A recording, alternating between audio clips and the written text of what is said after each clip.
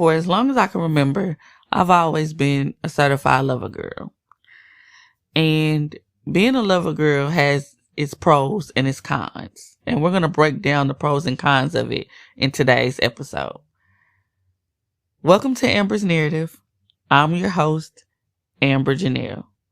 For those of you who are new here, Amber's Narrative is a safe space and a healing space to have the necessary conversations that we need to have so that we can become our most healthiest and healed selves. So let's get into today's episode. What is a lover girl, you ask? In my opinion, the definition of a lover girl is being a people pleaser on 2000. It's being a people pleaser on steroids. And so, that definitely has its cons. But we're going to start with the pros. I feel like the pros is that I'm never jealous of other people's love. I admire it. I encourage it. I support it. I remember a couple of years ago, my cousin got married and I was beyond overjoyed for him and his wife. And even still to this day, when memories of that day pops up on social media, I'm still excited about that day. I still love seeing it. I danced, I laughed, I cried. I had a ball at that wedding. I also have always been someone who always loved to watch romantic comedies. I've always liked to help my friends when their boyfriends or husbands wanted to surprise them with a proposal or a birthday. I've always been someone who likes to just spread love in the public. Like if I see someone in the store, if I see a woman and she looks beautiful, I'll tell her, "Oh, you look so pretty today. Your hair is so beautiful. I love your outfit." I've always been someone who would be willing to pay for the car behind me in the drive-thru, or get someone's groceries if they didn't have enough and I noticed that they were in line and they didn't have enough and I had it. I love listening to R&B, preferably 90s R&B. 80s be hitting sometimes too, but preferably 90s R&B, early 2000s. I like to make playlists for the people that I care about. I made a romantic playlist for my husband. I made a playlist for my best friend. So I love spreading love. Those are the positives. But the cons, the cons are that I've been in positions where I loved people that didn't even like me. Yeah, I know. I was in relationships, in friendships with people who didn't even like me. And for some odd reason, I thought that I could love them down. I thought that if they seen how hard I loved them, how hard I would go for them, I would be worthy enough for them to love me back. Another con is I told myself that the way that I love people, that was always going to be enough. But as I grow older, I realized that you can't always love people how you love. And I'll explain it a little bit further. Everyone has their own love language. And from my understanding, I believe it's 5 love languages. They're acts of service, gifts, to physical touch, quality time, and words of affirmation. I probably said that out of order, but like I said, I believe those are the 5 main ones. There could be more. Don't quote me on this. But I know for me personally, my love language, how you can speak my love language, my top 3 would be words of affirmation, acts of service, and quality time.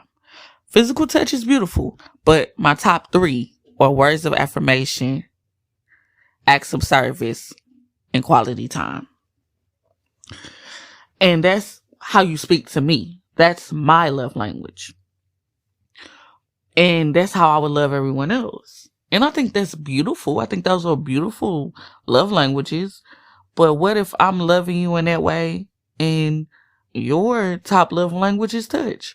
What if I'm loving you in that way and your top love language is gifts?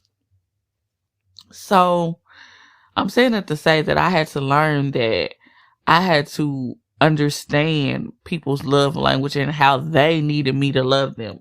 Not in a negative way though, because I've done it in the toxic ways. I've done it in the negative ways where I was loving people how I felt like they needed me to love them. Well, how they wanted me to love them. And they still didn't love me back. So it's one of those things where understand how people need you to love them, but only understand that when you're going to get some reciprocity. It doesn't have to be exactly the same, but you should have some type of reciprocity. You're not asking for too much for someone to simply be genuine and honest and considerate of you and your feelings in your heart. That's not too much to ask. I know that now. I didn't know that before, but I know that now. Another con is that I didn't believe that I was supposed to, or that I was worthy of taking up space, that I was worthy of using my voice, that I was worthy of being seen in any way, shape, or form. So another con was that I could pour all my love into everyone around me, pour all my love into my circle, and just be on the sidelines, be everyone's cheerleader but my own. I didn't believe I was worthy enough for not just other people to cheer for me, but for me to even cheer for myself. I continuously counted myself out. I never even considered counting myself in. I didn't believe that I was beautifully and wonderfully made. I know that now. And I continuously remind myself that. So one of the things that I also want to share with you all is how I've started to recover from being a toxic lover girl, from being someone who loved too hard with no reciprocity. One of the best things I ever did was I started affirming myself. I've said in many of my episodes that our words have power. And so I started doing what I call mirror work. And I started looking in the mirror and I started affirming myself. I started saying beautiful and powerful things to me.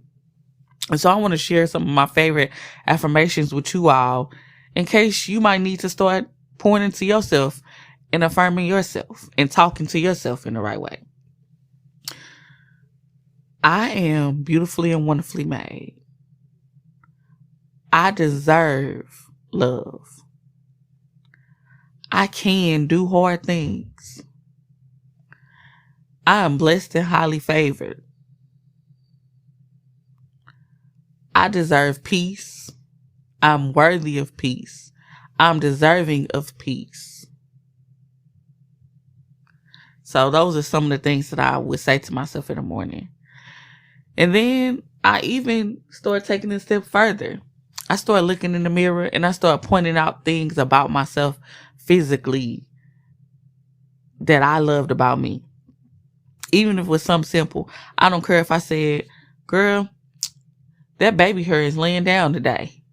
Girl, your glasses are super clean today. Girl, you have a cute button nose. Like whatever it is. Girl, you have a beautiful body. It gave birth to 4 children. Like, I started doing those things. Another thing I started doing to start recovering and healing the lover girl in me.